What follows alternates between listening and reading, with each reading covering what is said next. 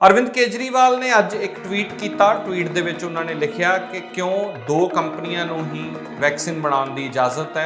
जिहड़ा फार्मूला इन्हां दोहां कंपनियां दे कोल है वो देश दीयां होर कंपनियां दे कोल साझा कीता जावे।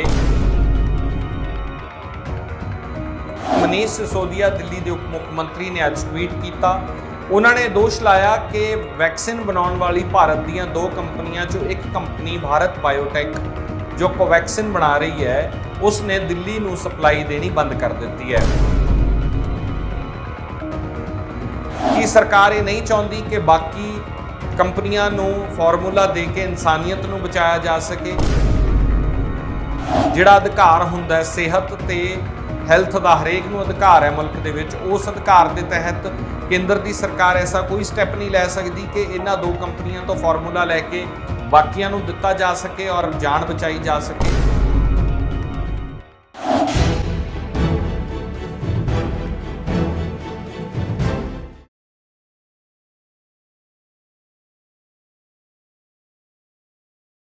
दिल्ली के हालात असी सारे देखे ने। सत श्री अकाल, मैं हाँ सिमरनजोत सिंह मक्कड़, तुसी ऑन एयर देख रहे हो। बीते कई दिनों तो दिल्ली दे विच हाहाकार मची।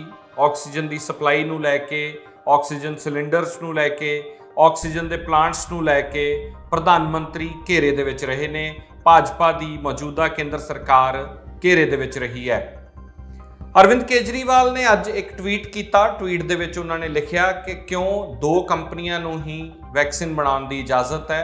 जिहड़ा फार्मूला इन्हां दोहां कंपनियां दे कोल है वो देश दीयां होर कंपनियां दे कोल साझा कीता जावे, ताकि जिहड़ा हुण मुसीबत बनी हुई है, क्योंकि ये दो कंपनियां अपनी प्रोडक्शन समर्था के अनुसार ही वैक्सीन बना पा रही हैं, जो कि पूरे मुल्क दे विच पूरी नहीं हो पा रही।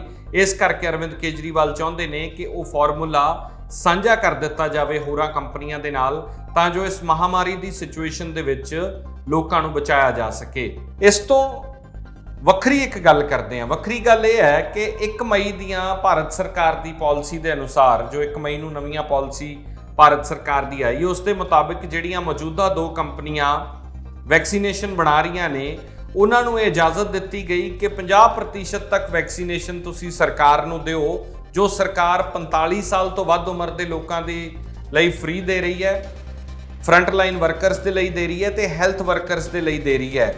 तो बाकी अपनी प्रोडक्शन कैपेसिटी की 50% तुसीं स्टेट्स नूं वध मुनाफे जां वध पैसे के उत्ते जो रेट चाहती है उस दे उत्ते तुसीं वेच सकते हो। अपने आप दे विच दो कॉन्ट्राडिक्टरी गल्लां ने। एक शासक स्टेट का यह कह रहा है कि कंपनियां जो फार्मूला है वो होर कंपनियां नूं देण, इस वेले इंसानियत नूं बचाउण दा समा है, इस वेले इंसानियत नूं बचाउण वास्ते इस फार्मूले नूं बाकी कंपनियां नूं दे के प्रोडक्शन कैपेसिटी वधाई जावे ते लोकां दी जान बचाई जा सके। दूजे पासे केंद्र सरकार की पॉलिसी कहती है कि 50% जो केंद्र सरकार नूं दे रहे हो वो दे के बाकी 50% अपने अनुसार तुसीं स्टेट्स नूं मुनाफा कमाना है या वध रेट के उत्ते दे सकते हो। हुण ये गल क्यों कर रहे हैं? ये गल इस करके कर रहे हैं कि मनीष सिसोदिया दिल्ली के उप मुख्यमंत्री ने अज ट्वीट किया। उन्होंने दोष लाया कि वैक्सीन बनाउण वाली भारत दीयां दो कंपनियां चों एक कंपनी भारत बायोटेक जो कोवैक्सीन बना रही है उसने दिल्ली नूं सप्लाई देनी बंद कर दी है। उस तो बाद वो एक ट्वीट दे विच एक पत्र भी दिखाते हैं। लैटर जिहड़ा है कोवैक्सीन जिहड़ी भारत बायोटेक कोवैक्सीन बनाउण वाली कंपनी है उसके वल्लों सरकार नूं रिप्लाई आउंदा है, तो उहदे विच लिखिआ कि असीं सरकार दियां मतलब कि केंद्र सरकार दियां गाइडलाइनस के तहत ये वैक्सीनेशन जिहड़ी है स्टेट्स नूं प्रोवाइड करा रहे हैं। उस तो बाद ये जिहड़ा मनीष सिसोदिया का जिहड़ा ट्वीट आउंदा है जिहदे च दोष लाउंदे है। इस ट्वीट तो बाद भारत बायोटेक की को फाउंडर सुचित्रा एली भी एक ट्वीट करते हैं और वो कहते हैं कि बहुत दिल नूं दिखाउण वाली गल है कि कुछ स्टेट्स वितकरे का दोष ला रही हैं। साढ़े 50 तो वध इंपलॉइज जिहड़े ने वो ऑलरेडी कोविड करके बीमार चल रहे, असीं फिर भी दिन रात काम करके प्रोडक्शन जिन्नी हो सकती है करने की कोशिश कर रहे हैं। हुण ये तमाम गल्लां अपने आप दे विच कॉन्ट्राडिक्टरी गल्लां ने। पहली गल तो यह कि अरविंद केजरीवाल चाहते हैं, वो दिल्ली के मुख्यमंत्री ने, वो चाहते हैं कि जिस तरह असीं पहलां दस्सिआ कि दो कंपनियां तो यह फार्मूला लैके बाकियां नूं दिता जावे। ਦੂਜੀ ਗੱਲ ਹੈ, ਕੇਂਦਰ ਦੀ ਸਰਕਾਰ ਉਹਨਾਂ ਕੰਪਨੀਆਂ ਨੂੰ ਅਲਾਓ ਕਰ ਰਹੀ ਹੈ ਕਿ ਤੁਸੀਂ ਕੇਂਦਰ ਨੂੰ ਜੋ ਦੇ ਰਹੇ ਹੋ ਉਸ ਤੋਂ ਇਲਾਵਾ ਤੁਸੀਂ ਸਟੇਟਸ ਨੂੰ ਆਪਣੇ ਹਿਸਾਬ ਤੇ ਦੇ ਦਿਓ। ਹਾਲਾਂਕਿ ਜੋ ਰਿਪਲਾਈ ਦਿੱਤਾ ਭਾਰਤ ਬਾਇਓਟੈਕ ਨੇ ਦਿੱਲੀ ਦੀ ਸਰਕਾਰ ਨੂੰ, ਉਹ ਕਹਿੰਦਾ ਹੈ ਕਿ ਅਸੀਂ ਕੇਂਦਰ ਦੀਆਂ ਗਾਈਡਲਾਈਨਸ ਦੇ ਮੁਤਾਬਕ ਹੀ ਸਟੇਟਸ ਨੂੰ ਡਿਸਟ੍ਰੀਬਿਊਟ ਕਰ ਰਹੇ ਹਾਂ। ਇੱਕ ਕ੍ਰੀਏਟਿਵ ਪਾਇਆ ਭਾਰਤ ਬਾਇਓਟੈਕ ਨੇ, ਉਹ ਟਵੀਟ ਕੀਤਾ। ਉਸ ਕ੍ਰੀਏਟਿਵ ਦੇ ਵਿੱਚ 18 ਸੂਬਿਆਂ ਦੀ ਉਹਨਾਂ ਨੇ ਗੱਲ ਰੱਖੀ, 18 ਸੂਬਿਆਂ ਦੇ ਨਾਂ ਲਿਖੇ ਕਿ ਇਹਨਾਂ 18 ਸੂਬਿਆਂ ਨੂੰ ਸਾਡੀ ਮੈਡੀਸਿਨ ਜਿਹੜੀ ਅਸੀਂ ਕੋਵੈਕਸਿਨ ਬਣਾਈ ਹੈ ਉਹ ਜਾ ਰਹੀ ਹੈ ਔਰ ਤੁਸੀਂ ਵੀ ਰਜਿਸਟਰ ਹੋ ਸਕਦੇ ਹੋ ਜੇ ਲੈਣਾ ਚਾਹੁੰਦੇ ਹੋ ਤਾਂ।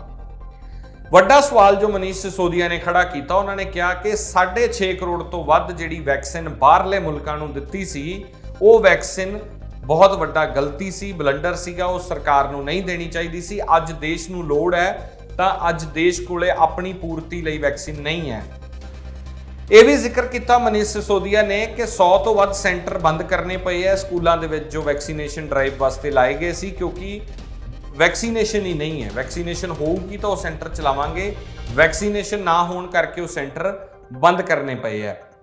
ਦਿੱਲੀ 'ਚ ਹੁਣ 18 ਸਾਲ ਤੋਂ ਵੱਧ ਉਮਰ ਦੇ ਨੌਜਵਾਨਾਂ ਨੂੰ ਵੀਰਵਾਰ ਤੋਂ ਕੋਵੈਕਸਿਨ ਦਾ ਟੀਕਾ ਨਹੀਂ ਲੱਗੇਗਾ, ਕਿਉਂਕਿ 45 ਸਾਲਾਂ ਦੇ ਵਿਅਕਤੀਆਂ ਦੇ ਲਈ ਸਿਰਫ ਸੀਮਿਤ ਸਟਾਕ ਬਚਿਆ ਹੈ। ਜੀ ਹਾਂ, ਦਿੱਲੀ ਦੇ ਵਿੱਚ 18 ਸਾਲ ਤੋਂ ਵੱਧ ਉਮਰ ਦੇ ਨੌਜਵਾਨਾਂ ਨੂੰ ਹੁਣ ਵੀਰਵਾਰ ਤੋਂ ਕਿਸੇ ਵੀ ਸੈਂਟਰ ਦੇ ਵਿੱਚ ਕੋਵੈਕਸਿਨ ਦਾ ਟੀਕਾ ਨਹੀਂ ਲੱਗੇਗਾ। ਕੋਵੈਕਸਿਨ ਵਾਲੇ ਵੈਕਸੀਨੇਸ਼ਨ ਸੈਂਟਰ ਅਸਥਾਈ ਰੂਪ ਦੇ ਵਿੱਚ ਬੰਦ ਕਰ ਦਿੱਤੇ ਜਾਣਗੇ। ਆਮ ਆਦਮੀ ਪਾਰਟੀ ਦੀ ਵਿਧਾਇਕਾ ਆਤਿਸ਼ੀ ਦਾ ਕਹਿਣਾ ਹੈ ਕਿ ਕੇਂਦਰ ਸਰਕਾਰ ਇਸ ਦੇ ਵਿੱਚ ਦਖਲ ਦੇਵੇ ਅਤੇ ਜਲਦ ਤੋਂ ਜਲਦ ਕੋਵੈਕਸਿਨ ਦੇ ਨਾਲ-ਨਾਲ ਕੋਵਿਡਸ਼ੀਲਡ ਦੀ ਡੋਜ਼ ਵੀ ਮੁਹੱਈਆ ਕਰਵਾਈ ਜਾਵੇ।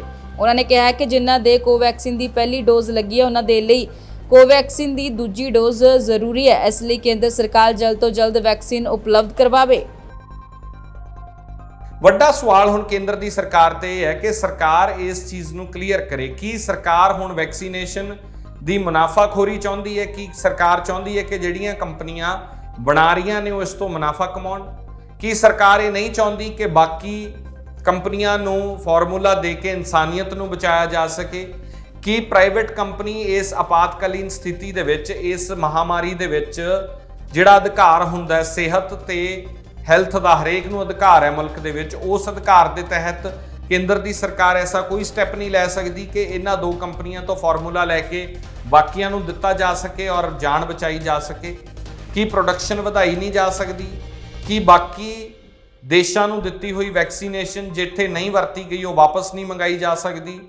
ਇਹਨਾਂ तमाम ਸਵਾਲਾਂ ਦੇ ਜਵਾਬ ਪ੍ਰਧਾਨ ਮੰਤਰੀ ਨੂੰ ਦੇਣੇ ਪੈਣਗੇ। ਪਰ ਜਿਵੇਂ ਅਸੀਂ ਅਕਸਰ ਗੱਲ ਕਰਦੇ ਹਾਂ ਕਿ ਪ੍ਰਧਾਨ ਮੰਤਰੀ ਕਦੇ ਵੀ ਪ੍ਰੈਸ ਕਾਨਫਰੰਸ ਨਹੀਂ ਕਰਦੇ, ਪ੍ਰਧਾਨ ਮੰਤਰੀ ਕਦੇ ਵੀ ਪੱਤਰਕਾਰਾਂ ਦੇ ਸਵਾਲਾਂ ਦੇ ਜਵਾਬ ਨਹੀਂ ਦਿੰਦੇ, ਤਾਂ ਸ਼ਾਇਦ ਇਸ ਵਾਰ ਵੀ ਇਹ ਆਸ ਕਰਨੀ ਜਿਹੜੀ ਹੈ ਉਹ ਨਹੀਂ ਕਰਨੀ ਚਾਹੀਦੀ ਸਾਨੂੰ ਆਸ, ਕਿਉਂਕਿ ਉਹਨਾਂ ਨੇ ਜਵਾਬ ਨਹੀਂ ਦੇਣਾ।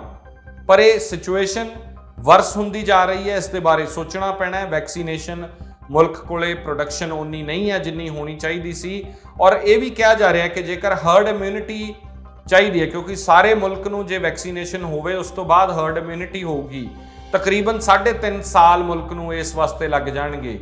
ਜਿਸ ਹਿਸਾਬ ਨਾਲ ਪ੍ਰੋਡਕਸ਼ਨ ਚੱਲ ਰਹੀ ਹੈ ਔਰ ਹਰੇਕ ਦੇ ਵੈਕਸੀਨੇਸ਼ਨ ਹੋਵੇ ਪੂਰੇ ਮੁਲਕ ਦੇ ਵਿੱਚ, ਤਾਂ ਤਕਰੀਬਨ 3.5 ਸਾਲ ਸਾਡੇ ਮੁਲਕ ਨੂੰ ਲੱਗ ਜਾਣਗੇ ਜਦੋਂ ਤੱਕ ਪੂਰੇ ਮੁਲਕ ਦੇ ਵਿੱਚ ਵੈਕਸੀਨੇਸ਼ਨ ਹੋ ਕੇ ਹਰਡ ਇਮਿਊਨਿਟੀ ਪੂਰੇ ਮੁਲਕ ਨੂੰ ਹੋਊਗੀ।